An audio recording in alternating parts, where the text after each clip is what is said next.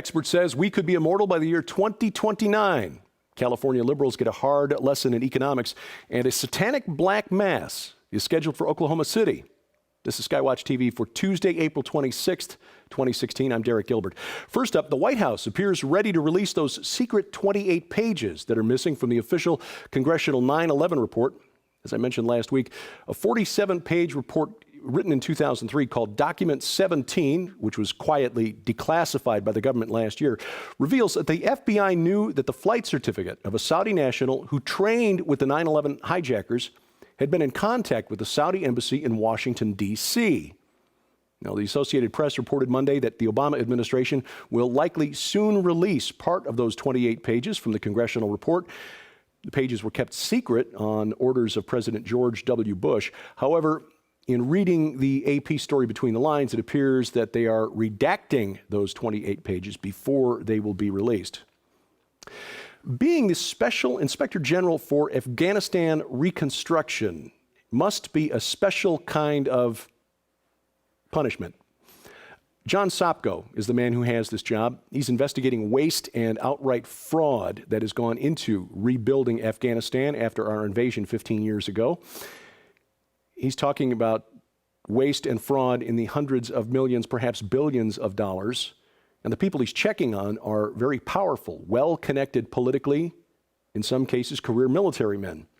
And we told you last year about a gas station that reportedly cost $43 million to build, a gas station that should have cost between $500,000 and $1 million. Apparently, miscommunication and hostility between the Department of Defense and the Inspector General's office, gee, wonder why there's hostility there, inflated the actual cost of that gas station in the Inspector General's report. An outside contractor puts the actual cost of that station at about $5 to $10 million. However, the point remains, how many Afghans drive vehicles that are powered by compressed natural gas? The average Afghan earns less than a year than it costs to convert a vehicle from gasoline to compressed natural gas. Then in December, we shared the report with you that the Pentagon task force that was allegedly trying to rebuild the Afghan economy spent $150 million building luxury villas for its staff members. Staffed with cooks that prepared meals described as 3-star by the Inspector General. These were used by the staff for the Task Force for Business and Stability Operations, or TFBSO. These people would use these villas instead of staying for free at one of America's many military bases in Afghanistan. A little unusual since this task force is part of the Department of Defense. Well, a new item today from the Inspector General's office. The Defense Department apparently airlifted Italian goats to Afghanistan. Italian goats, part of a failed $6 million program to boost the country's cashmere industry. Mr. Sopko's report very tactfully says his team, quote, has not been able to find credible evidence showing that TFBSO's activities produced the intended economic growth, end quote. That's a nice politically correct way of saying the program was a failure. The scheme involved importing 9 rare blonde male goats from Italy, building a farm, and setting up a laboratory to certify the wool as cashmere. The fate of the program is unknown, and it remains unclear whether the goats were eaten. Here at home, pension funds, a dark cloud on the country's economic horizon. The Central States Pension Fund, which handles retirement benefits for Teamster Union truck drivers across a number of states, including our state of Missouri here, one of the largest pension funds in the nation, has filed an application to cut benefits effective July 1st of this year.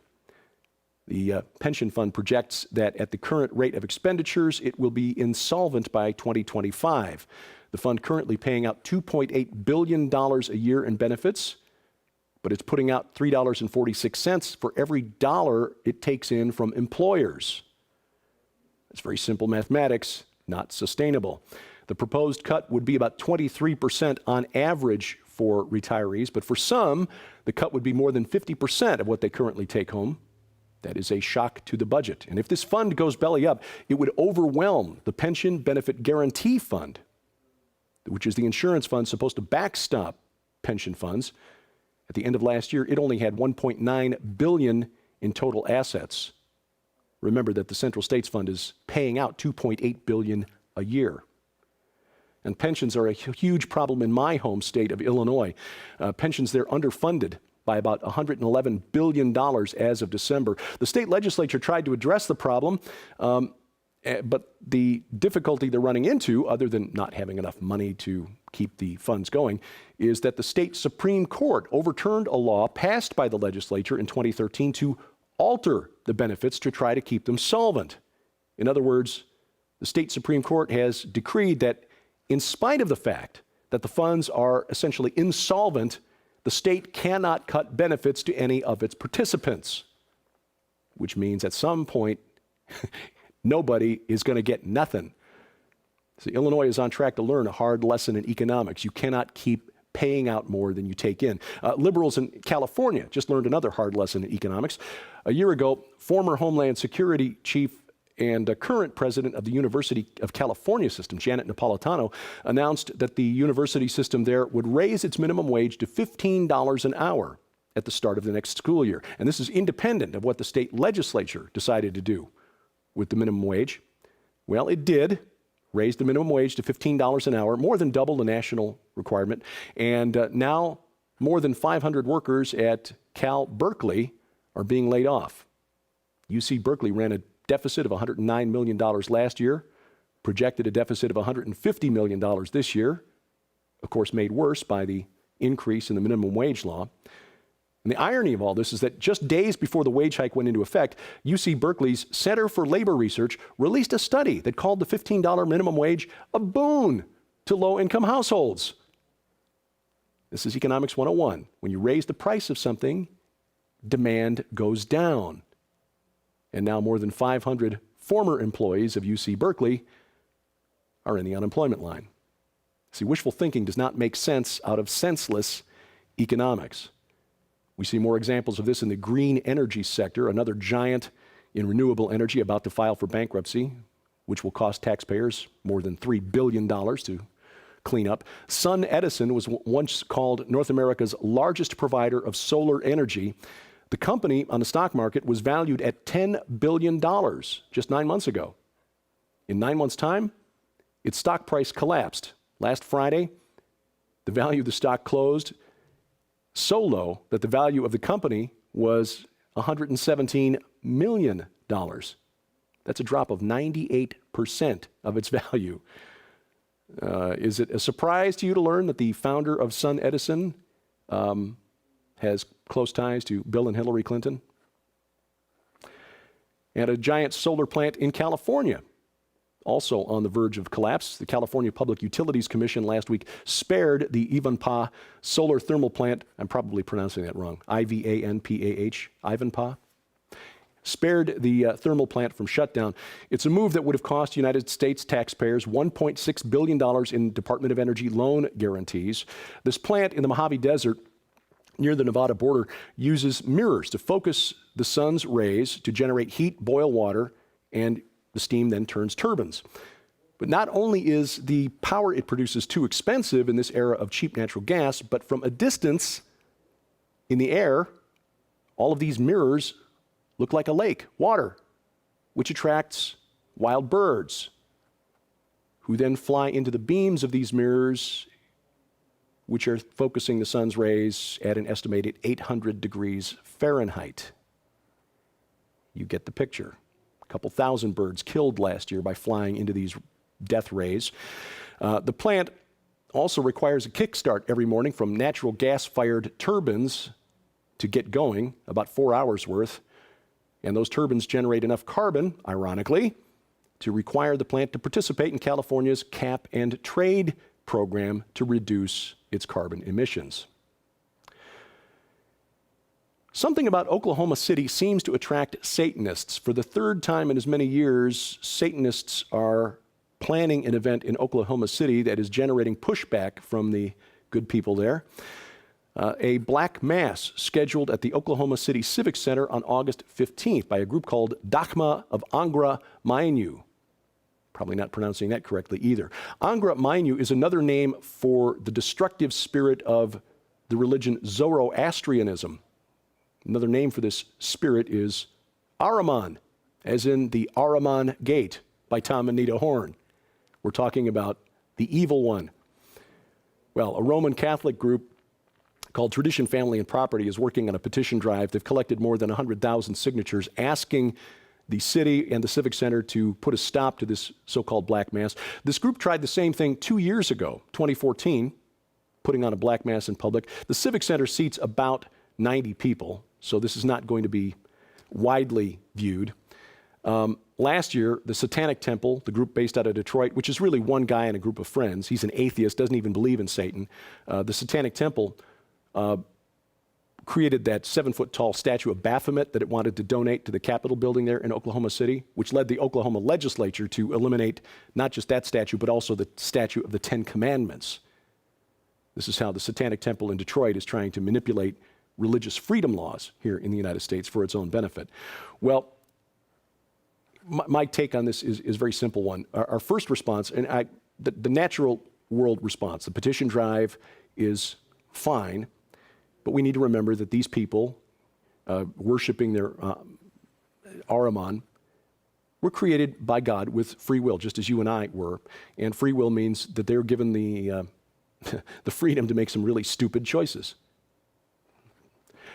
We really need to focus on the supernatural aspect here, hit our knees and pray as our first response, and perhaps then some witnessing efforts, even if they reject the people who go to witness to them, if and when this black mass takes place, would be appropriate. But our response, even though we claim to believe even though we do believe in an invisible creator God who is the ultimate arbiter of right and wrong and will judge all one day, oftentimes we turn first to a natural response rather than a supernatural response. What is it about Oklahoma City that attracts these people? One of the leaders of the transhumanist movement has moved up his timeline for achieving immortality. Dr. Raymond Kurzweil, whose prediction that humanity would achieve immortality by 2045 has become somewhat famous in the transhumanist community. In fact, there's a group that calls itself the 2045 Initiative that's working toward making that a reality. He's moved up his timeline to 2029. Kurzweil believes that our brains could be enhanced by implants that connect us directly to the cloud, giving us godlike intelligence and abilities. Does it sound familiar? Is it ye shall be as gods? Yes, this is science being used to try to make true the promise given to Adam and Eve in the garden. And there's a new article at Scientific American that argues that this transhumanist desire to achieve the technological singularity, to become virtually immortal and achieve godlike status, is it stems from a yearning for transcendence. In other words, this author argues, it is in essence a religious belief. Now, most in the transhumanist movement would disagree with that, but he is correct. It is, in fact, a 21st century science fiction religion. Now, the author of this piece argues that the goal will remain forever out of reach for researchers because achieving the technological singularity and the ability to upload one's consciousness into a machine requires cracking the neural code, which is far more complex than anything we humans have ever attempted. But it really doesn't matter whether these people can achieve the singularity or not. If they can deceive enough people into believing that they can and placing their faith in that for salvation rather than in the gospel of Jesus Christ, which to them, many of them, are nothing more than words in a dusty book based on ancient superstitions, then they will have won. The enemy, Ahriman, Angra Mainyu, Satan, Lucifer, whatever you want to call him, the fallen doesn't really care what you believe as long as it's not the one true thing, that Jesus Christ is the way, the truth, and the life, and that no one comes to the Father except through him. And that's why we produced the documentary film, Inhuman, The Next and Final Phase of Man is Here. SkyWatchTV and Defender Films. If you've not seen it yet, we highly encourage you to get it. You may be sick of hearing us talk about it by this point, but transhumanism is a religion, whether it presents itself as one or not, and it is luring people astray, especially our children and grandchildren who are growing up with the miracles of modern technology around them from the time they leave the crib. And we have exciting news, by the way, about the movie Inhuman. You remember that we had asked for your help, and many of you graciously provided it by voting in the People's Choice category at the 37th Annual Telly Awards. We also submitted the film for adjudication by a panel of industry professionals, filmmakers, video producers, advertising executives, and they judged the entries on the quality of the production. And we are very pleased and humbled to announce that Inhuman, the next and final phase of Man is Here, has been awarded a Silver Telly in the 37th Annual Telly Awards. That is their highest honor. Basically, their stamp of excellence on the film. And so my personal congratulations to Director Gans Shimura, to the narrator of the film, my best friend, Sharon Gilbert, and especially to Tom Horn, CEO of SkyWatch TV and Defender Films, for his vision, without which the film would never have seen the light of day. Again, we encourage you to get it, share it with your friends, because this is a growing belief system that will lure many astray, may in fact be one aspect of the great deception that Jesus warned us about. This week on SkyWatch TV, we share a look at some of the exciting developments at Whispering Ponies Ranch. And Whispering Ponies Ranch is the reason for much of what we do here at SkyWatch TV. This camp will be made available to broken, abused children, and the miniature horses Nita Horn is raising at Whispering Ponies Ranch is the key that we pray will unlock their spirits and allow healing to enter in. The program airs multiple times tonight. The Victory Television Network, WGGN TV in Sandusky, Ohio, WLLA TV in Kalamazoo, Michigan, and coast to coast on the Christian Television Network. That's DirecTV Channel 376, the Dish Network, Channel 267, Glory Star Satellite, Channel 117. Tomorrow, the Cornerstone Network, coast to coast, and then again Saturday on the Victory Television Network and the Christian Television Network. For a complete listing of dates, times, and stations when SkyWatch TV is broadcast, log on to skywatchtv.com and then click the link in the top menu bar that says Channel Listing. Speaking of video, the Rocky Mountain International Prophecy Conference, streaming live again this year. So if you can't make it to Colorado Springs, we will come to you. All 32 speakers will be featured at least once on the live stream, and all of those presentations will be archived for 45 days, 6 weeks after the conference, so you can watch them at your convenience, invite friends over, and have a prophecy conference watching party if you like. For information and to sign up, log on to prophecywatchers.com. Your support is critical to us here at SkyWatch TV, and we do sincerely appreciate it. During the month of April, your gift of $20 or more will get you this thank you from SkyWatch TV, an Amazing Grace glass block paperweight, and the aforementioned Ahriman Gate, the audiobook edition, narrated by yours truly. Again, that's our gift to you, our way of saying thank you for your support of $20 or more. To donate, log on to skywatchtv.com/donate. And of course, you can help us by just clicking your mouse. Click like, click share, click subscribe at our YouTube channel, share our tweets and our Facebook posts. You'll find all of that there online. And the stuff I post to the internet goes here, Twitter, Facebook, and my website, which features my blog. My email address for your comments and questions, dgilbert@skywatchtv.com. And thank you for watching as we keep watch. I'm Derek Gilbert, and this is SkyWatch TV. To celebrate the release of Nita Horn's inspiring new book, No Fences, SkyWatch TV would like you to tell your story, because after all, even if you don't think so, you actually have a story. Send in your story, and we are going to choose the 10 best, and they'll be published for Christmas release in an anthology of those stories, along with the book that you buy that is actually only $19.95. Am I right on that? That's correct. For free. Tom Horn, crazy guy, he's throwing in a journal, which on its own, most of these retail for $20 on their own. So this journal is to help you start writing your story. When you buy the book, not only are you going to be enrolled in this, and you can send in your story, but you'll get a plastic pony, you'll get a journal of your own, and the proceeds from the book are going to help fund the studio we're building for Skywatch Women. And Nita Horn is going to be one of our panel members. The 10 authors who are selected for the anthology published by Defender Publishing in time for Christmas will also receive a $500 cash prize. That'll go a long way at Christmas time, won't it? Yes, it will. Even if your story is not one of those selected for the anthology, if you've taken the time to write your story, you've left a legacy for your children and for your grandchildren. Amen to that. For complete instructions and details on this opportunity, please log on to skywatchtv.com/nofences.